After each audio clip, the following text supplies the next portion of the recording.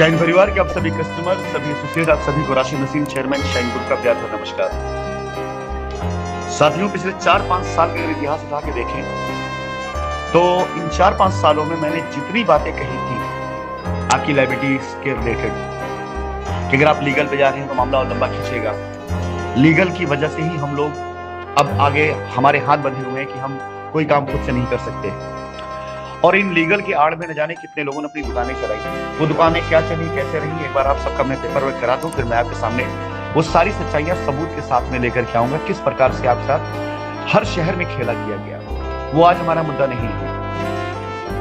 आज हमारा मुद्दा सिर्फ इतना सा है कि हमारे कस्टमर्स उनको रास्ता मिल जाए, क्योंकि आपको आपका रास्ता मिल जाए, आपको आपका पैसा मिलना शुरू हो जाए, उसके बाद से हमारी बहुत सी चीजें लाइन अप है। जैसे मेरे हिंदुस्तान की वापसी, स्मूथली आपको आपका पैसा मिलने लग जाए, कोई टेक्निकल चीजें सामने आए, कोई हर्डल्स ना आए, कोई बीच में बिचौलिया ऐसा ना हो जो आपको फिर से बरगलाए, तो मैं सुकून से हिंदुस्तान के अंदर के सारे वो लीगल मैटर जो मेरे ऊपर रहे होंगे उनका सामना करते हुए मैं इस मुकदमे को आगे लड़ पाऊंगा, जो सिर्फ कंपनी और कंपनी को लूटने वालों के बीच में है, ना कि आपसे। इन 4 सालों में मैंने कोर्ट प्रोसीडिंग में या जहां भी कुछ भी जैसी चीज दिखाई दी उसे देख करके इतना मैंने आप लोगों से कई बार कहा और अंदाजा था कि जो लोग आज आपको कोर्ट लेकर गए हैं, जो लोग आपको लीगल में लेके गए हैं, उनका मकसद आपका पैसा दिलाना नहीं है कतई। उनका मकसद सिर्फ इतना सा था कि किसी तरीके से केस को लंबा लंबा और लंबा खींचा जाए, ताकि इस खिंचते हुए केस में कस्टमर्स पूरी तरीके से फीस देने के नाम पर कंगाल हो जाए और फिर आना बंद कर दे, ताकि वो कस्टमर्स जिन्होंने एसोसिएट्स के अकाउंटों में पैसा दे रखा है, या वो एसोसिएट जो अपने को बचाने के लिए उन्होंने एक ऐसी टीम खड़ी कर रखी थी अपने प्रोटेक्शन के लिए, जो आप कस्टमर्स को एंटरटेन करते थे, वो सारे के सारे एसोसिएट बच जाएं। जैसा कि आपको पता है कि न जाने कितनी बेल्स ऐसी हुई हैं लखनऊ कोर्ट से, जिसमें एसोसिएट्स को बेल मिल जाती है और क्लाइंट का हलफनामा लग जाता है कि उसका सेटलमेंट हो गया है, जबकि क्लाइंट को पता तक नहीं था। तो इस सारी चीजों में अगर देखें तो एक चीज सामने निकल के आती है, वो आती है कि कस्टमर्स को बरगला के रखना है, पैसा चाहे जहां से वैसे वसूलना है, कंपनी को, राशिद नसीम को इतना बदनाम कर देना है कि कोई उनकी बातों पर यकीन ना करे, सोशल मीडिया के मेरे पेजेस को ब्लॉक करवाना, मेरे ऊपर तरह तरह के झूठे आरोप लगा करके आप लोगों को डरवाना। आज भी अखबार की खबरें मेरे नाम पर ऐसी ऐसी खबरें छापती हैं जिसके बारे में मुझे नहीं पता होता है, जिसके बारे में मुझे कोई अंदाजा नहीं होता है। ये सारी की सारी चीजें 4 सालों से आपके सामने चलती चली आई, और आपने देखा इस 4 साल में इसका अंत कहां जाकर हुआ है। तब तक जब तक हमने कोई ऐसी लॉ फर्म या ऐसा कोई एडवोकेट अपनी तरफ से नहीं खड़ा किया जिसने बहादुरी के साथ कंपनी की बात और आपका दर्द रखा, तब जाकर कोर्ट के अंदर फैसला आने की नौबत आई और आप लोगों को रास्ता मिला। वहां पर भी लोग अड़चने लगा रहे थे। इससे पहले मई के महीने में जब कोर्ट ने हमसे रोड मैप मांगा था, आपको याद होगा कि हमने रोड मैप बना करके आप लोगों से रोड मैप लिया भी था और कोर्ट में रोड मैप को डाला भी था। लेकिन हुआ कि अगली तारीख जब आती है तो फिर से उसी 68,000 करोड़ का और बहुत सी चीजों का आडंबर बना करके मई के महीने में एक बार फिर से कोर्ट को मिसगाइड करने की कोशिश की जाती है। ये सारी चीजें आपसे मैं सिर्फ इसलिए कह रहा हूं क्योंकि आज आप बिल्कुल न्यूट्रल खड़े हैं। आज आप में से कई कस्टमर ऐसे हैं जिनके हाथ में उनकी लायबिलिटी का फैसला है। वो जिधर फैसला करेंगे उनकी लायबिलिटी उधर जाएगी। वो फैसला करेंगे इस तरफ कि जहां पर उनको उनका पैसा मिल सके, उनकी लायबिलिटी उतर सके, कंपनी उनका साथ दे सके, तो यकीनन कंपनी साथ देगी, उनका पैसा मिलेगा, उनकी लायबिलिटी उतरेगी। लेकिन अगर अब कोर्ट का आदेश आ जाने के बाद किसी भी प्रकार से कोई भी हर्डल किसी कस्टमर की तरफ से किसी ऐसे शख्स का हाथ मजबूत करके किया जाए जिसका आपकी लायबिलिटीज को लेन देना नहीं है, 2, 4, 10 प्रेसिडेंट और एसोसिएट को बचाने के लिए हजारों कस्टमर के कैरियर और मुकद्दर और उसके पैसे खेला गया। तो अगर आपके हाथ में आज आपका फैसला है तो कुछ पॉइंट्स ऐसे हैं जो मैं आपके सामने रखना चाहूंगा, और मैं चाहूंगा इन पॉइंट्स को ध्यान रखते हुए आप अगले कदम उठाएं, ना कि किसी की बातों में आकर के। यह कंपनी आपके पैसे की जिम्मेदार है और देनदार है। दुनिया की कोई और ताकत आपको पैसा नहीं दे सकती है सिवाय कंपनी मैनेजमेंट और कानून ने जो फैसला किया उसके। कानून का जजमेंट आ चुका है, फैसला हो चुका है, और मैं इस फैसले को फैसला नहीं बल्कि मैं इसको इंसाफ कहता हूं। यकीनन कोर्ट से या तो ऑर्डर होता है, इंसाफ होता है, और आज माननीय उच्च न्यायालय ने इंसाफ किया है। कंपनी के साथ भी किया है, कस्टमर के साथ भी किया है, और हर उस ईमानदार एसोसिएट साथ भी किया है, और हर उस बेईमान एसोसिएट्स के लिए भी इंसाफ का रास्ता खोल के रख दिया है कि उनको उनकी बेईमानी की सजा मिलनी चाहिए। ये जो ऑर्डर है, अगर इस ऑर्डर की गहराई में जाएं तो आप कस्टमर्स को तो सिर्फ ये दिखाई दे रहा होगा कि इसमें आपको रास्ता दिया गया है। हकीकतन सबसे पहला इसके अंदर जो मजबूत है वो है मजबूती आपके पैसे मिलने का रास्ता। अब इसके बाद की बात करता हूं, इसमें जो चीजें इसके बाद है वो शायद आप ना समझ पाए, लेकिन कोई कानून का जानकार और जो इस केस को बहुत गहराई से देख रहा है, ये पूरी तरीके से एक इन्वेस्टिगेशन उस तरफ जा रही डायरेक्शन में जिस डायरेक्शन में लोग आपका पैसा खा करके बैठे हैं। 68,000 करोड़ रुपए की जांच कराई गई थी। यह बहुत बड़ी रकम होती है। आरोपों के आधार पर लगाया गया कि लंदन, दुबई, पता नहीं कहां कहां पर बहुत बहुत बड़ी बात थी। हिंदुस्तान की हर वो टॉप मोस्ट एजेंसीज इसमें इन्वॉल्व हुई इसके इन्वेस्टिगेशन के लिए, और ऐसा भी नहीं रहा कि एक ही इन्वेस्टिगेशन ऑफिसर ने इसको इन्वेस्टिगेट किया या डायरेक्टरेट लेवल पे बदलाव ना आए हो। अधिकारी बदले, जांच अधिकारी बदले। जाहिर सी बात है कि अगर कहीं किसी प्रकार का कोई मैनिपुलेशन की भी संभावना रही होती तो निकल करके सामने आ जाती। क्रॉस चेकिंग भी हुई है जांच की, और उसके बाद भी ना तो 68,000 करोड़ का कोई मामला सामने आया, ना कुछ ऐसा मामला सामने आया। रही बात जहां तक राशिद नसीम के भागने की, भगोड़े की, एक इंसान जो लगातार पिछले 4 साल से अपने एसोसिएटों से बात कर रहा हो, एक इंसान जो पिछले 4-5 सालों से लगातार अपने कस्टमर से संपर्क करने की कोशिश कर रहा हो, कभी जूम मीटिंग के जरिए, कभी फेसबुक लाइव के जरिए, कभी अपनी वॉइस नोट के जरिए, एक इंसान जो कोई भी बंदा दुबई अगर आता है और मिलने की इच्छा जाहिर करता है, क्षमा कीजिएगा एक कॉल आने की वजह से ये रिकॉर्डिंग पॉज हो गई थी, तो मैं अपनी बातों को फिर से आगे लेता हूं, शायद हो सकता है कुछ अंश मिसमैच कर रहे हो। मेरा सिर्फ इतना कहना है कि एक शख्स राशिद नसीम, जिसे भगोड़ा साबित करने के लिए न जाने कितनी तरह प्रयास किए गए, न जाने कितने तरीके से उसके ऊपर शस्त्र चलाए गए, और आज भी अखबारों में ऐसी चीजों का जिक्र मिल जाता है जिसका सिरे से कोई आधार नहीं है, लेकिन पता नहीं क्यों इतने रिप्यूटेड एजेंसीज, इतने जिम्मेदार संस्थाएं आज ऐसे बिना सिर पैर की खबरें छापते हैं कि संपत्ति जब्त होगी दुबई में, ये होगी बिला वजह, जिसका कोई आधार नहीं है। लेकिन चलिए मैं इन बातों का ध्यान नहीं दूं, इसको भी मैं छोड़ता हूं। लेकिन सवाल फिर से वही कि एक इंसान जो लगातार 4 सालों से अपने कस्टमर से बात कर रहा हो, उससे मिल रहा हो, जूम पे आ रहा हो, उसके सोशल मीडिया पेज को बंद कराया जा रहा हो, क्यों? उसे भगोड़ा घोषित करने के लिए। और कैसा भगोड़ा है वो? जो लोगों से बात भी कर रहा है, मिल भी रहा है, और दुबई के अंदर कोई भी आ जाता है तो उससे मुलाकात करके उसे संतुष्ट करके भेजता है। ये सारी चीजें आपके सामने सिरे से रखी गई है मेरे भाई, कि अब जो एक्शंस आपको लेने हैं वो आपको तय करना है कि एक्शन आपको आपके पैसे के दायरे की तरफ ले जा रहा है या आपको और लिंगर ऑन कर रहा है। क्योंकि मुकदमे का रुख जिस तरफ घूम चुका है, कस्टमर्स अपने पैसे, जो जेन्युइन कस्टमर, पाकर निकल जाएंगे। इसमें कोई दो राय नहीं है। आपका पैसा अब दुनिया की कोई ताकत नहीं रोक सकती है, आपको मिलेगा ही मिलेगा, मिलेगा ही मिलेगा। क्योंकि हाईकोर्ट की इतनी लंबी तारीखों के बाद जो फैसला आया है, वो फैसला पूर्ण रूप से, चाहे वो कंपनी हो चाहे कस्टमर हो, सभी को मान्य है।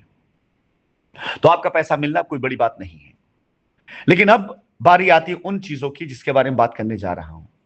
साथियों, मैं इन छुट्टियों में, यानी जो शनिवार रविवार है, इन छुट्टियों में मैं पूरे दिन भर, इन छुट्टियों के दरमियान में पूरे दिन भर सिर्फ इन्हीं 2 मुद्दों पे बात करूंगा। 2019 सितंबर की बात की रजिस्ट्रियां, जिन्होंने आपका धन खा करके, आपको अनाप शनाप पेपर दे करके, आपकी रजिस्ट्री करा करके आपको एक बार फिर से लूटा, उनमें कैसे गुनहगारों को सजा मिले और कैसे आपको आपका हक मिले। क्योंकि उन रजिस्ट्रियों में जो आपने कराई हुई है, जिनकी डिटेलें मुझे आ रही, मैं देख रहा हूं, नाम किसी और का, पीआईपी का चेक, एसएलपी का चेक, यूटीआर नंबर ऐसा 2020-21 का जब कंपनी के बैंक अकाउंट बंद थे। ऐसे न जाने कितने करेक्शंस हैं कि अगर सिर्फ इन 2 पॉइंट्स की बात कर दी जाए कि आपका ट्रांजैक्शन जिसमें लिखा हुआ वो वैलिड नहीं है, और 2019, 20, 21, 22 कंपनी बंद थी और डायरेक्टर मौजूद नहीं थे, रिस्पॉन्सिबल कौन था इन रजिस्ट्रियों का, इन 2 पर आपकी रजिस्ट्रियां खत्म हो जाती हैं।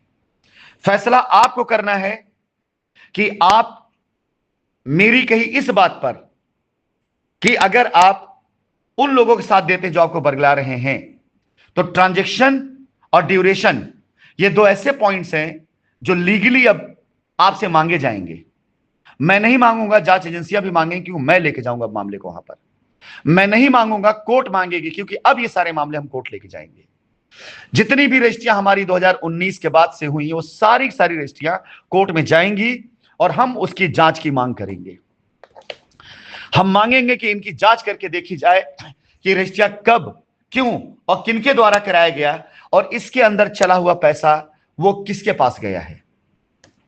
आपके पास दो रास्ते हैं। एक रास्ता है कि आप सच्चाई का साथ दें और जो मेरी बात आपसे मैं कह रहा हूं उसे समझें, और यकीनन आप जाने इसको कि इसके अंदर दो चीजें बहुत ही ज्यादा पावरफुल हैं जो कंपनी के फेवर में है, ट्रांजैक्शंस और ड्यूरेशन। वो ट्रांजैक्शन जो आपने किया नहीं और रजिस्ट्री में लिखा गया है, और उस ड्यूरेशन में, उस समय पीरियड में जब कंपनी बंद थी, बैंक अकाउंट बंद था, कंपनी के लोग फरार थे, कंपनी नहीं मौजूद थी, हमें भगोड़ा घोषित किया गया था, डायरेक्टर साहब जेल के अंदर चले गए थे, या उससे पहले, तो उस ड्यूरेशन में रजिस्ट्री हुई कैसे। ये दो इतने वायलेट और सॉलिड पॉइंट है जिसे कोर्ट कचहरी जरूर से लेकर आएंगे हम, और हम छोड़ेंगे नहीं। आप कस्टमर अनजाने में अगर आपसे ये चीज हुई है, हम एक पहली बार आपकी तरफ होना चाहते हैं। हम चाहते हैं कि आप इन रजिस्ट्रियों वाले जितने भी क्लाइंट्स हैं, कस्टमर हैं, हम इनकी एक अलग पूरा डेटा बनाएंगे और अगले 1.5-2 महीने के अंदर अंदर हम अपनी तरफ से खुद इस सारे मामलात को लेकर कोर्ट में जाएंगे, ताकि आप सुरक्षित रहें, आपका पैसा सुरक्षित रहे। ऐसा ना हो कि अगर आप हमारी तरफ ना खड़े होकर के अनजाने में, लोगों के बहकावे में आप हमें ना समझ पाए, तो कल जब ये नोटिस इशू की जाएगी या इसकी जब जांच की जाएगी तो आप पार्टी बन जाएंगे। यह बात आपको ध्यान रखना है अच्छे तरीके से कि 2019 के बाद की जितनी भी रजिस्ट्रियां हैं, उन रजिस्ट्रियों में आपका पैसा जेन्युइन है। ऐसा नहीं है कि आपका पैसा नहीं कंपनी के अंदर। हो सकता है कि आपने कंपनी में 5 लाख रुपए दिया हो और किसी ने आपसे डेवलपमेंट चार्ज वसूलने के नाम पर 15 लाख की जमीन आपके नाम पे करने का आपको ऑफर दिया हो, और उस 15 लाख पे आपसे 10% 1.5 लाख रुपए लिया हो, और आपके उस 5 लाख को 15 लाख बनाने के लिए उसने दुनिया भर की पीआईपी चेक और न जाने क्या क्या झोंक दिया हो। इस कंडीशन में लीगली आपका 5 लाख, जो कि सही था और सही है, जिस पर आपको बैंक इंटरेस्ट से पैसा मिल सकता था और मिल जाएगा, अगर आप लीगल पे हमारे साथ में वो सारी बातों को समझकर आगे बढ़ेंगे जो जेन्युइन है, बगैर झूठ के कि आपका ये 5 लाख रुपए ही आपका 5 लाख रुपए है, बाकी के जो आपने ट्रांजेक्शन लिखा वो गलत है, तो अनजाने में हुई इस गलती की वजह से आप खुद विक्टिम हैं। लेकिन अगर बाय द वे किसी के बहकावे में आकर के आप इन चीजों को नहीं समझते हैं और आप ये सोचते हैं कि नहीं हमने तो रजिस्ट्री करा के रख ली, अब जो होगा देखा जाएगा, नहीं साहब, शाइन परिवार वापस लौट करके आ रहा है। इतनी बड़ी लड़ाई लड़ करके जब हमारे सामने उम्मीद की इतनी बड़ी किरण आ गई है, तो तब जब हमारे रास्ते रोके गए, तब जब हमारी गिरफ्तारियां कराने की कोशिश की गई, तब जब हमारे लोगों को पकड़ के जेल के अंदर डाल दिया गया, तब जब हमारे ऑफिसेज में रेड मारी गई, तब जब लोग इन्वेस्टिगेशन एजेंसी के ऊपर सवाल उठाकर कोर्ट के अंदर उन्हें फटकार लगवाकर सख्त से सख्त एक्शन करवाते थे, तब हम नहीं रुके, तब हमने हार नहीं मानी। तब जब हमारा ही आदमी, हमारा ही खड़ा कराया गया, जो हमारा व्यक्ति आपकी हेल्प के लिए वहां होता, उसके आपने बेईमान कर लिया। तब जब हमारे ही लोग जो हमारी जमीन के मुहाफिज थे, जो हमारी जमीनों की देखभाल करते थे, वो हमारी जमीनों को बेचना शुरू कर दिए। तब जब हमारे पैसों को लैंड मैनेजरों से मिल करके सेटल कराना शुरू कर दिया गया, हम तब नहीं रुके। तब जब इतनी अफवाहों का दौर था, हम तब नहीं रुके। तब जब इतनी ज्यादा सख्तियां चल रही थी, हम तब नहीं रुके। तो आज तो माननीय उच्च न्यायालय में इंसाफ के द्वारा हमें एक रास्ता मिला है। आज हमारी 99.99% प्रॉब्लम खत्म हो चुकी है। आज हम स्वतंत्र हैं आपसे कोई भी संवाद करने के लिए। सिर्फ 1% की जो रह गई है, 0.01%, वो भी खत्म हो जाने वाली है। मेरे वापस आने के इंतजार करें, उससे पहले मैं खत्म कर दूंगा। 15 अगस्त की तारीख होगी जिस दिन मैं ये डिक्लेयर करूंगा कि मैं किस डेट को वापस आ रहा हूं, और मैं उसी डेट को वापस आऊंगा।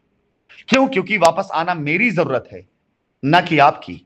मेरी जरूरत इसलिए कि मेरा मुकदमा मेरे देश में चल रहा है, और बगैर इस मुकदमे को सामना किए हुए मैं अपने देश के अंदर सम्मान के साथ, इज्जत साथ रह नहीं सकता हूं। और आज जो हमारे कानून ने फैसला दिया है, उसने हमें, हमारी कंपनी को एक ब्रांड बना दिया है। अगर मैं आकर के मुकदमों का सामना करके पूरी तरीके से कंपनी खड़ा करके अपने साथ के लोगों के साथ आगे बढ़ता हूं, तो हिंदुस्तान मुझे बताने की आवश्यकता नहीं पड़ेगी मैं कौन हूं। हिंदुस्तान का मीडिया बता चुका है पहले, हिंदुस्तान की एजेंसीज बता चुकी है पहले, और उसके बाद जब ये निकल करके आएगा कि नहीं इस बंदे ने ये अपराध नहीं किया था, तो मुझे बताने की आवश्यकता नहीं है। तो आना मेरी जरूरत है और मैं आऊंगा जरूर।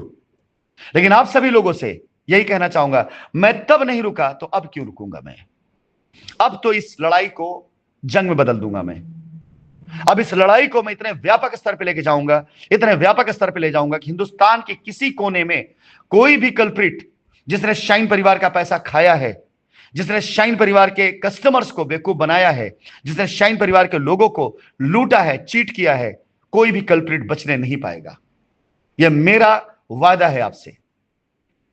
तो मैं फिर से एक बार कहूंगा कि 2019 के बाद की रजिस्ट्री वाले लोग यह फैसला करेंगे कि उनको खड़ा किधर होना है।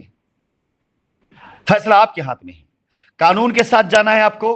कानून मतलब आपकी रजिस्ट्रियों में अगर ट्रांजैक्शन गलत है, जो ट्रांजैक्शन लिखा गया वो ट्रांजैक्शन आपके अकाउंट से नहीं है, तो ये कानून नहीं है सही।